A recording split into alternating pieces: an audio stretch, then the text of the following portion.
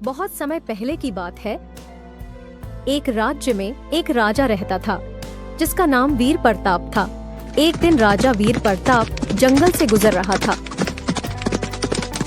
तभी उसकी नजर एक साधु बाबा पर पड़ी। राजा तुरंत उनके पास गया और हाथ जोड़कर प्रणाम किया। राजा कुछ भी बोल नहीं सका, बस उसकी आंखों से आंसू बहने लगे। ये देखकर साधु बाबा ने बड़े प्यार से पूछा, कहो बच्चा, क्या समस्या है? क्यों इतने दुखी हो? महाराज, मैंने 4 शादियां कर ली, लेकिन अभी तक मेरा वापस नहीं हुआ। साधु बाबा ने राजा की पूरी बात सुनकर गहरी सांस ली और बोले, राजन, अगर तुम्हारी सिर्फ एक रानी को बच्चा हुआ तो बाकी तीनों रानियां उससे जलेंगी। वे अंदर ही अंदर उससे नफरत करेंगी। उनके बीच हमेशा फर्क रहेगा। भले ही ऊपर से सब ठीक दिखे, लेकिन मन में मन मुटाव बना रहेगा। तो फिर क्या करना पड़ेगा बाबा जी? कोई उपाय बताइए। या तो तुम्हारी चारों रानियों को एक एक बच्चा हो, तभी सब शांत रहेंगी। बाबा जी, ये कैसे होगा? मुझे बताइए, मैं सब कुछ करने को तैयार हूं। तुम यहां से 50 कोस दूर उत्तर की दिशा में जाओ। वहां तुम्हें एक तालाब मिलेगा। उस तालाब के चारों किनारों पर 4 पेड़ खड़े हैं। तुम्हें उन चारों पेड़ों से एक एक फल तोड़ना है। हर पेड़ से सिर्फ एक ही फल तोड़ना। और ध्यान रखना, जिस पेड़ से तुमने पहला फल तोड़ा, जिस तरीके से तोड़ा, दूसरे पेड़ से फल तोड़ते वक्त तरीका बदलना होगा। तीसरे पेड़ से और नया तरीका अपनाना पड़ेगा और चौथे पेड़ से फिर एक नई तकनीक इस्तेमाल करनी होगी। पर ऐसा क्यों बाबा जी? क्योंकि हर पेड़ की शक्ति अलग है। अगर तुमने सब पेड़ों से एक ही तरह से फल तोड़े तो उन फलों की शक्ति खत्म हो जाएगी। हर बार नई विधि अपनाई तो चारों फलों में पूरी शक्ति बनी रहेगी। इन चारों फलों को अपनी चारों रानियों को जाकर एक एक खिलाना। फिर तुम्हें चारों से संतान की प्राप्ति होगी और रानियों के बीच कोई जलन या बैर नहीं रहेगा। सबके मन में प्रेम बना रहेगा। धन्य हो बाबा जी, आपने मेरी इतनी बड़ी चिंता हल कर दी। राजा वहां से चल पड़ा और कुछ देर बाद उसी तालाब के पास पहुंच गया, जैसा साधु बाबा ने बताया था। जब राजा पहले पेड़ के नीचे गया तो एक चमत्कार हुआ। एक फल खुद ब खुद टूटकर गिर पड़ा। राजा ने खुशी खुशी उसे उठाकर अपनी झोली में डाल लिया। फिर राजा दूसरे पेड़ के पास गया। दूसरे पेड़ के फल थोड़े नीचे झुके हुए थे।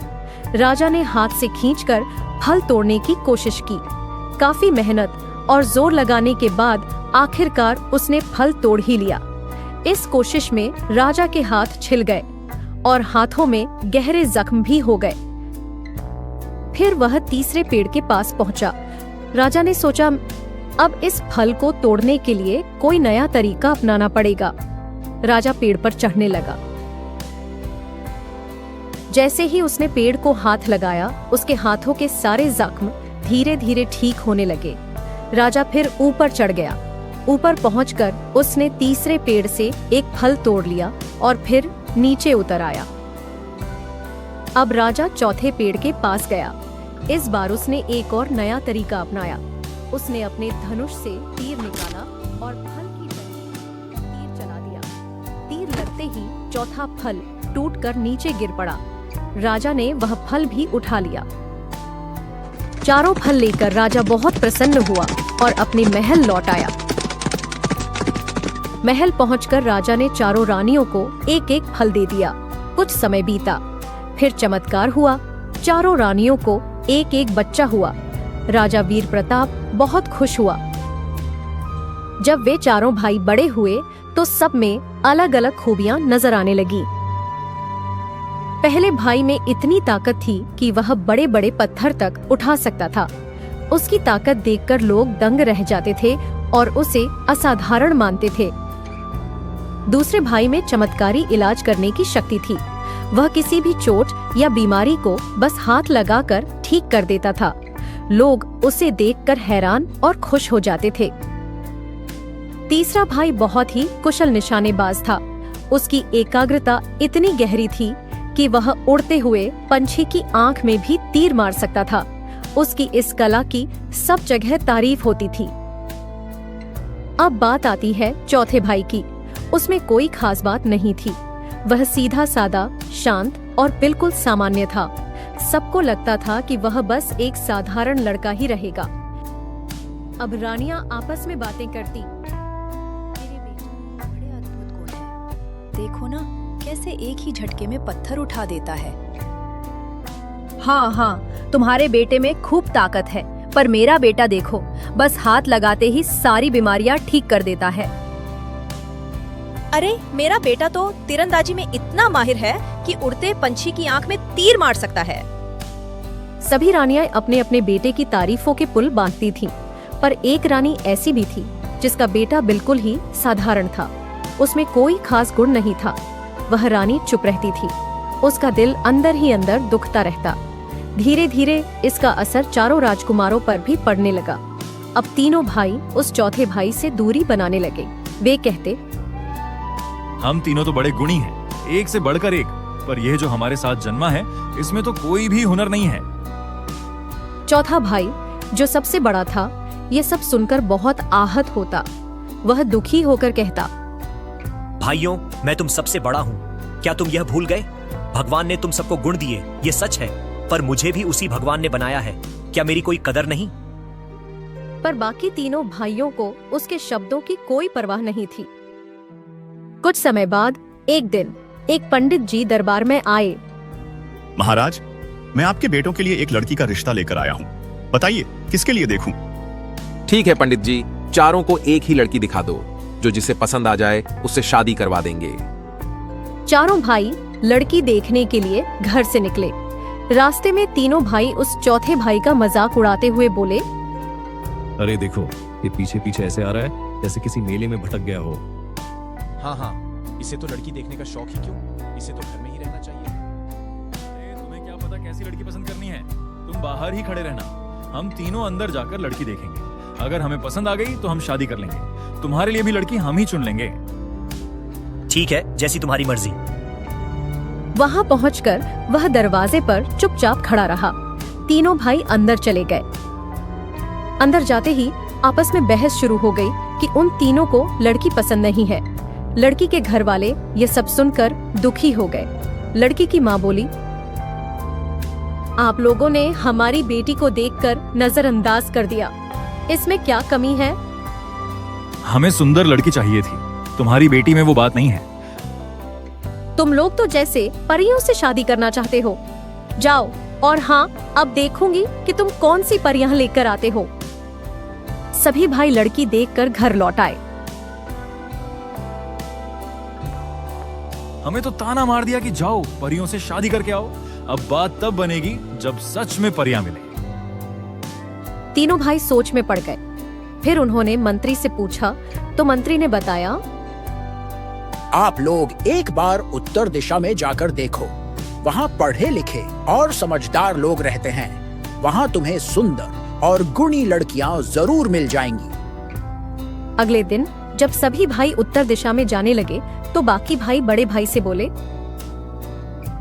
अरे तुम तो बेकार हो, तुम्हारे अंदर तो कोई गुण ही नहीं है।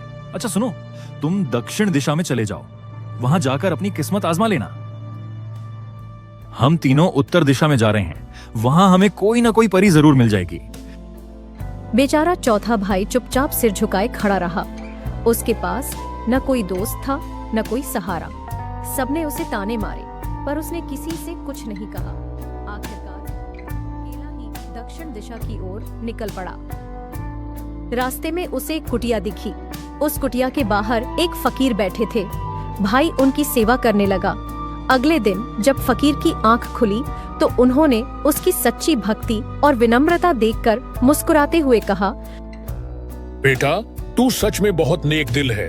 मैं तुमसे बहुत प्रसन्न हूँ और मैं तुम्हें एक जादुई झोली देना चाहता हूँ। इस झोली में जितनी भी चीजें डालना चाहो सब समा जाएंगी, और जब तुम कहोगे गायब हो जा तो यह झोली गायब हो जाएगी, और जब कहोगे वापस आ जा तो फिर से यह वापस आ जाएगी।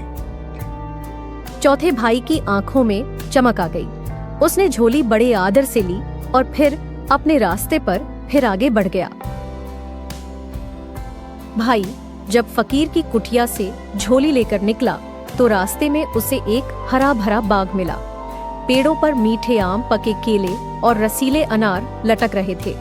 भाई ने खुश होकर खुद से कहा, अगर आगे कोई भूखा मिल गया या मुझे ही जरूरत पड़ी तो ये फल काम आएंगे। उसने वहां से कुछ आम, केले और अनार तोड़कर अपनी झोली में डाल ली और फिर आगे चल पड़ा। काफी दूर चलने के बाद उसे एक मुसाफिर मिला। वह कुछ ढूंढ रहा था। उसके चेहरे से लग रहा था कि उसे बहुत भूख लगी है और वह खाने की तलाश में है। भाई, क्या हाल है? इस जंगल में क्या ढूंढ रहे हो? भाई, 3 दिन से भूखा हूँ। अब तो लग रहा है यहीं प्राण छोड़ दूंगा। भाई ने तुरंत अपनी झोली को बुलाया। आजा, जादुई झोली। तुरंत झोली आ गई जिसमें ताजे आम, केले और अनार थे। लो भाई, जितना चाहो खाओ। मुसाफिर ने फल खाए। उसे थोड़ी भूख से राहत मिली। भाई, आप तो सच में फरिश्ते हो। आपने मेरी जान बचा ली। ऐसी कोई बात नहीं भाई, मैं तो बस परियों की तलाश में निकला हूँ। मेरे भाइयों ने ताना मारा था कि मैं कभी कोई परी नहीं ढूंढ पाऊंगा। अरे, मैं जिस रास्ते से आया हूँ वहाँ नदी किनारे एक लड़की नहा रही है, बिल्कुल किसी परी जैसी। उसका चेहरा चांद की तरह चमकता है। तुम वहाँ जरूर जाकर देखना। सच में? लगता है भगवान ने रास्ता दिखा दिया। हाँ, और अगर कभी मुसीबत में फंस जाओ तो मुझे याद करना। मैं जरूर मदद करने आऊंगा। राजकुमार धीमे धीमे मुस्कुराते हुए आगे चल पड़ा। तभी तालाब के पास एक राजा आया। वह आधी उम्र का था, न बहुत बूढ़ा न बहुत जवान। वह एक शानदार घोड़े पर सवार था। जैसे ही उसकी नजर तालाब पर पड़ी, उसने देखा कि वहाँ कोई बहुत ही खूबसूरत लड़की नहा रही थी। राजा घोड़े से उतरकर तालाब के एकदम पास पहुंचा तो उसकी नजर किनारे पर पड़ी एक सुंदर मोतियों की माला पर पड़ी। राजा ने जल्दी से वह माला उठा ली। लड़की पानी से बाहर आई। ओ राजा, वो माला मेरी है। कृपया करके मुझे मेरी माला वापस कर दो। अब उस राजा ने एक बार किसी बुजुर्ग दरबारी से परी की कहानी सुनी थी। राजा ने वो बातें अपने मन में गहरे बसा ली थीं। उसे याद था कि बुजुर्ग ने उसे 3 खास बातें बताई थीं। पहली बात, हर परी के पास एक माला होती है। अगर वो माला पहन ले तो तुरंत गायब होकर अपने लोक में चली जाती है। वहीं परी लोक में उसकी असली शक्ति और पहचान रहती है। दूसरी बात, परी का रूप बदलता रहता है। कभी बहुत सुंदर, कभी साधारण और कभी तो डरावना भी।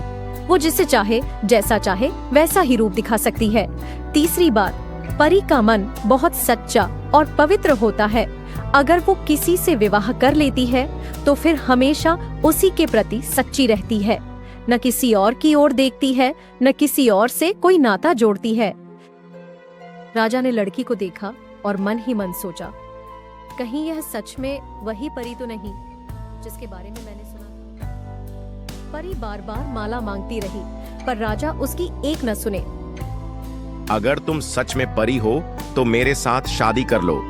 मेरे महल में ऐश करोगी, रानी बनकर रहोगी। और अगर तुम साधारण लड़की हो तो कोई सबूत दो, फिर मैं तुम्हें छोड़ दूंगा और शादी भी नहीं करूंगा। मैं तो आम लड़की हूँ। ये माला मेरी है, मेरी माँ की निशानी है। मुझे मेरी माला वापस कर दो। फिर तुम माला के पीछे इतनी जिद क्यों कर रही हो? मुझे तो दूर से तुम बहुत सुंदर लगी थी। जब पास आया तो ऐसा लगा जैसे तुम्हारी शक्ल ही बदल गई। फिर तुम माला क्यों मांग रही हो? माला तो साधारण सी डोरी है, फिर इसके लिए इतना रोना क्यों? ये मेरी माँ की निशानी है। ये माला मुझे दे दीजिए, मैं इसीलिए बिना नहीं जाऊंगी। परी मजबूरी में राजा के साथ महल जाने के लिए तैयार हो गई। उसने मन में सोचा, माला लिए बिना मैं यहाँ से वापस नहीं जाऊंगी, चाहे जो भी हो जाए। अब राजा सोच में पड़ गया। वह मन ही मन बोला, अगर ये सच में परी है तो मैं इससे शादी कर लूंगा और इसे हमेशा अपने पास रखूंगा।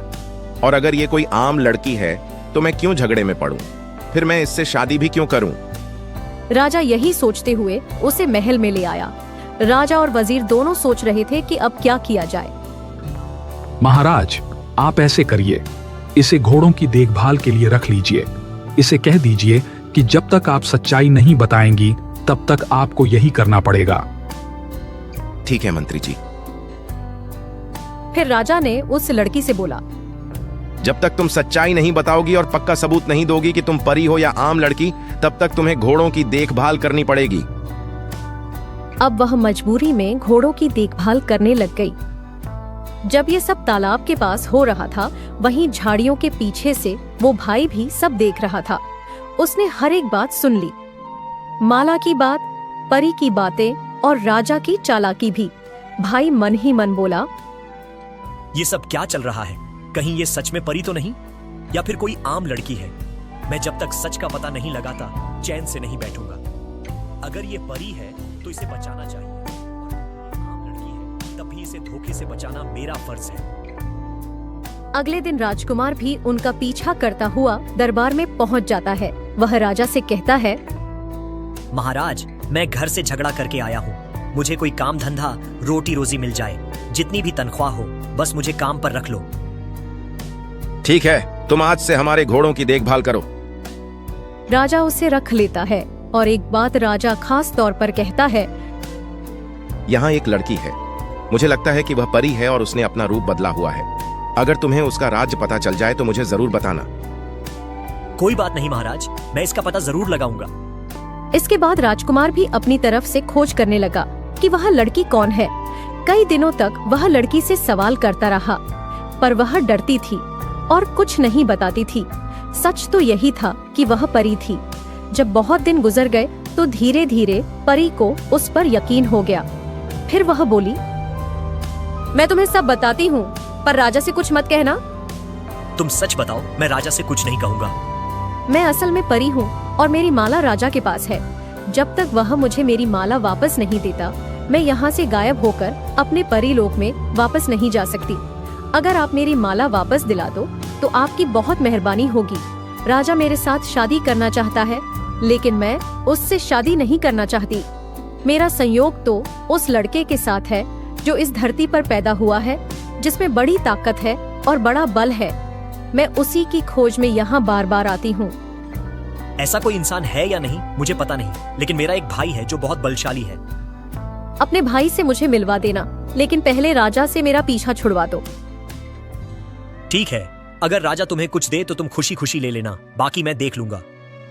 फिर अगले दिन राजा ने राजकुमार से पूछा, क्या कोई खबर लगी कि वो लड़की है या परी? महाराज, आप तो उस बेचारी से घोड़ों की देखभाल करवा रहे हो। वह तो आपसे नफरत ही करेगी। आप कोई अच्छा काम कीजिए जिससे वह आपसे प्यार करने लगे, तभी सच पता चलेगा। फिर मैं क्या करूं?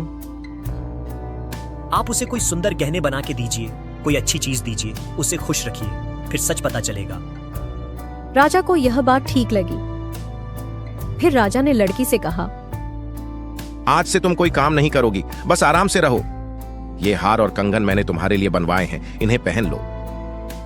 लड़की ने खुशी खुशी हार और कंगन ले लिए। राजा कभी कभी एक कमरे में जाता था, लेकिन फिर वापस नहीं निकलता था। राजकुमार ने जब यह देखा तो उसके मन में शक हुआ। वह सोचने लगा, महाराज अंदर जाते तो हैं, पर बाहर क्यों नहीं आते? जरूर अंदर कोई गुप्त रास्ता होगा।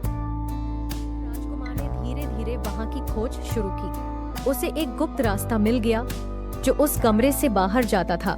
उसने तुरंत एक योजना बनाई। 2-3 दिन बाद उसने राजा के पास जाकर कहा, महाराज, अब मुझे कुछ दिन की छुट्टी दीजिए। मैं अपने घर जाना चाहता हूँ। आप चाहें तो मेरी जगह किसी और आदमी को रख सकते हैं। बस अब यहाँ मेरा दिल नहीं लग रहा। ठीक है, तुम जा सकते हो, हमें कोई आपत्ति नहीं है। हम किसी और को रख लेंगे।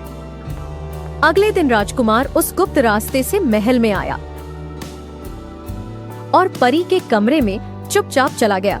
वहां परी सो रही थी। राजकुमार ने उसके गले से उसका हार उतार लिया और वहां से भाग गया।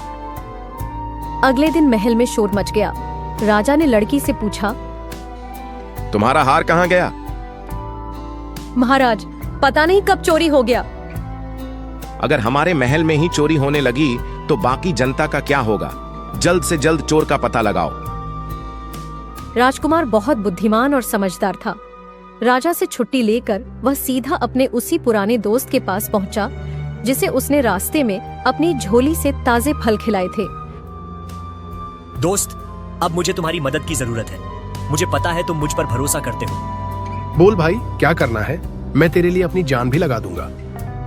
तुम फकीर का रूप बना लो और ये हार लेकर राजा के दरबार में जाओ। वहां जाकर कहना कि तुम ये हार बेचना चाहते हो। बस ध्यान रखना किसी को शक न हो। भाई तुम निश्चिंत रहो, मैं सब संभाल लूंगा। फिर उसने फकीर वाला रूप धारण किया। फकीर बनकर वो राजा के दरबार में पहुंचा। महाराज, मैं एक हार बेचना चाहता हूँ। मुझे डर है कि कहीं कोई मुझे ठग न ले, इसलिए आपके पास लाया हूँ। राजा ने जैसे ही हार देखा, उसकी आंखें चौड़ी हो गईं। उसे समझ आ गया कि यह वही लड़की का हार है। ये हार कहाँ से लाए? सच सच बता दो, नहीं तो मुझे सख्त कदम उठाना पड़ेगा। महाराज, मैं सच नहीं बताना चाहता था, पर मजबूरी में कह रहा हूँ। मैं तो कब्रों के बीच साधना करता था। एक रात आधी रात को एक लड़की आई। वह बहुत घबराई हुई थी। उसने मुझसे कहा कि उसने किसी आदमी को जाल में फंसाया है और चाहती है कि जल्दी से जल्दी उससे शादी हो जाए। उसने मुझसे पूछा, तुम्हारे पास कोई तंत्र मंत्र है क्या जिससे मेरा काम हो जाए? मैंने उसे कहा, अगर तुम अपना यह हार मुझे दे दो तो मैं तुम्हें एक तावीज बना दूंगा, फिर तुम्हारी शादी हो जाएगी। मैंने झूठ बोला और उसे हार ले लिया। तुम झूठ बोल रहे हो। ये हार तो उसी लड़की का है जो मेरे महल में रहती है। अगर मैं तुम्हें वह लड़की दिखाऊं तो क्या तुम उसे पहचान लोगे? हाँ महाराज, पहचान लूंगा। राजा ने तुरंत लड़की को दरबार में बुलवाया। देखो, क्या यही वह लड़की है? जी महाराज, यही है। राजा सोचने लगा, परियां तो ऐसी नहीं होती जैसी ये है। फिर राजा ने गुस्से में परी की माला उसके सामने फेंक दी और बोला, अपनी माला लो और यहाँ से निकल जाओ।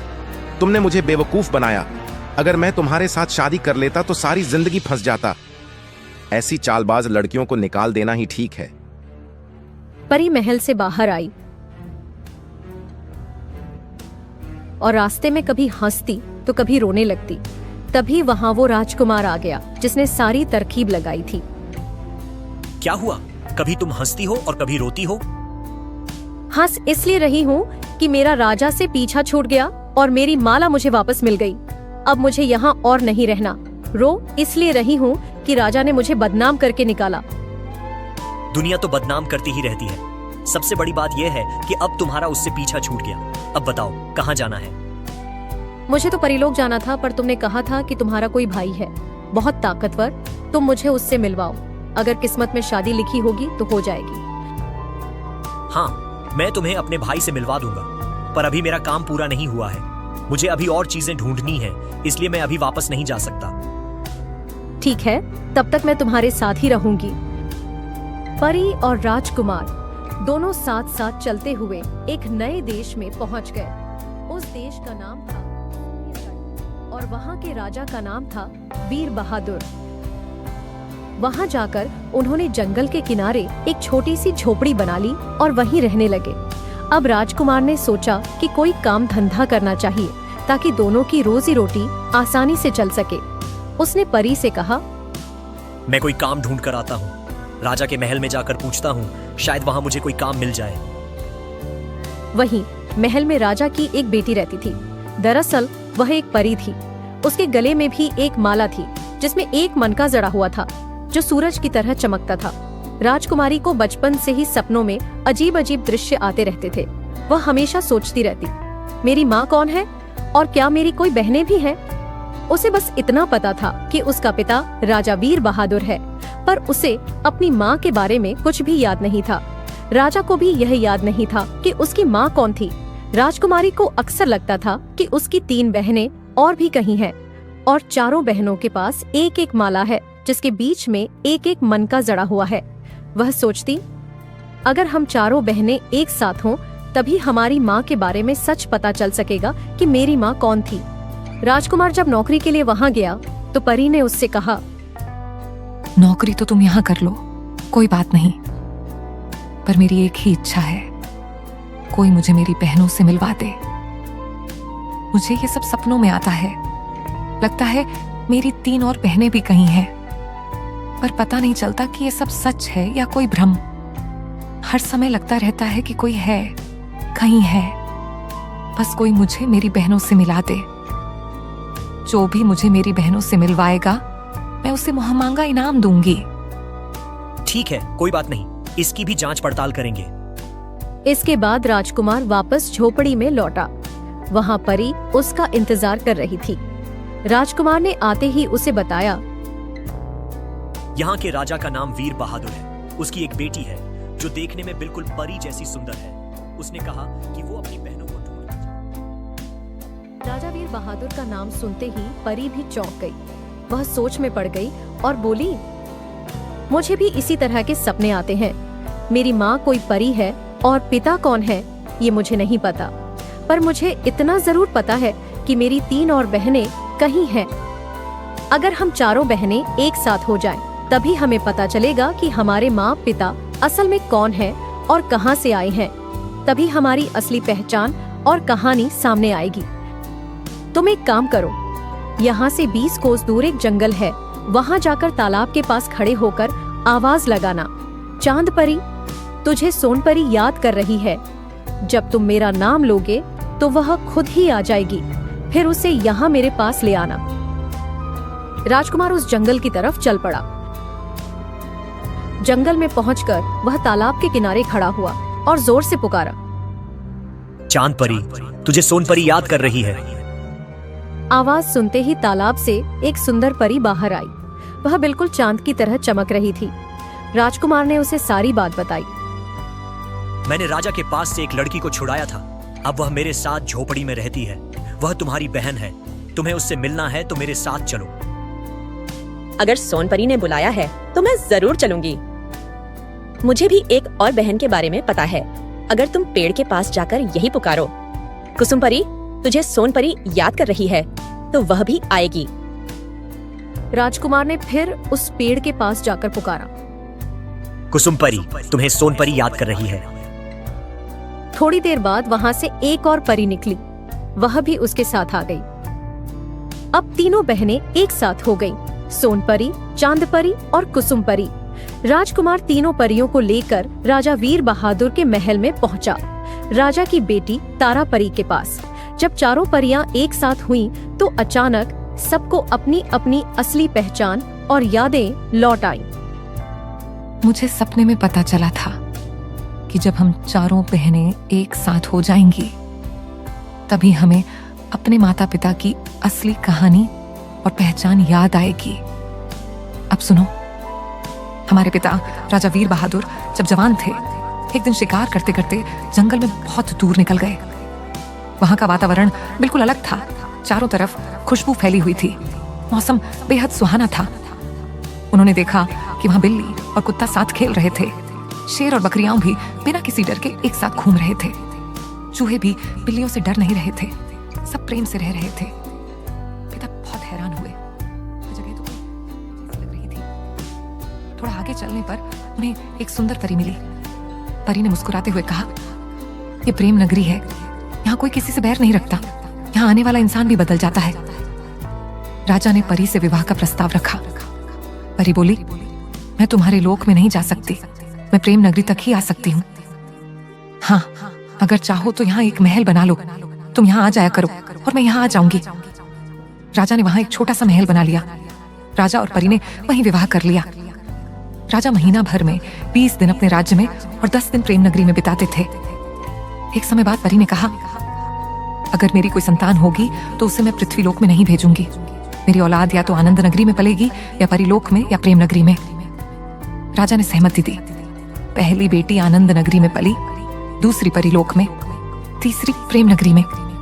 जब चौथी बेटी पैदा हुई, राजा ने परी से कहा, मैं बहुत अकेला हूँ, मेरी उम्र बढ़ रही है, क्या मैं इस बेटी को अपने लोक में ले जा सकता हूँ? परी ने बहुत सोचकर अपनी चौथी बेटी दे दी और कहा, आज से हमारा रिश्ता समाप्त, आप ये बेटी ले जाओ। लेकिन एक बात याद रखना, जैसे ही आप वापस अपने लोक में जाएंगे, सारी बातें, मेरा प्रेम, ये नगरी सब भूल जाएंगे। राजा बेटी को लेकर चला आया। जैसे ही वह अपने महल पहुंचा, उसे परी की कोई भी बात याद नहीं रही।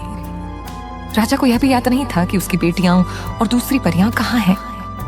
सोन परी, तुम्हें तो वर मिल गया। तुम तो उसी वर को ढूंढ रही थी जो बहुत ताकतवर हो। तुम्हारा संयोग भी उसी से है। मेरा नसीब उस वीर धनुर्धारी से बंधा है जिसकी निशानेबाजी इतनी सटीक हो कि आकाश में उड़ता पक्षी भी बच न पाए। वही मेरा सच्चा वर है। वो भी मेरा ही भाई है।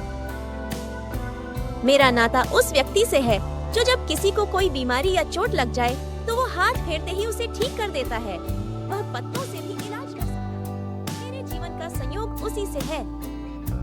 वो भी मेरा ही भाई है। मेरा वर वही है जिसने हम चारों बहनों को मिलाया। मेरा नाता उसी से है। बस ठीक है, फिर हम 4 भाई और तुम 4 बहनें। अब दूसरी ओर तीनों भाई परियों की खोज में निकले थे। रास्ते में वे एक जादूगरनी के जाल में फंस गए। वह जादूगरनी बहुत चालाक थी और उसने परी का रूप धारण कर लिया था। उसने पहले ही जान लिया था कि कोई परियां ढूंढने आ रहे हैं। अगर मुझसे शादी करनी है तो पहले मेरी शर्तें पूरी करनी होंगी। अगर हार गए तो तुम मेरी कैद में रहोगे। मैं ऐसा तीर चलाता हूँ कि सुई की नोक पर भी तीर मार सकता हूँ। अगर सच में इतने माहिर हो तो सामने चक्र के बीच में तीर मार कर दिखाओ। राजकुमार ने कोशिश की पर निशाना चूक गया।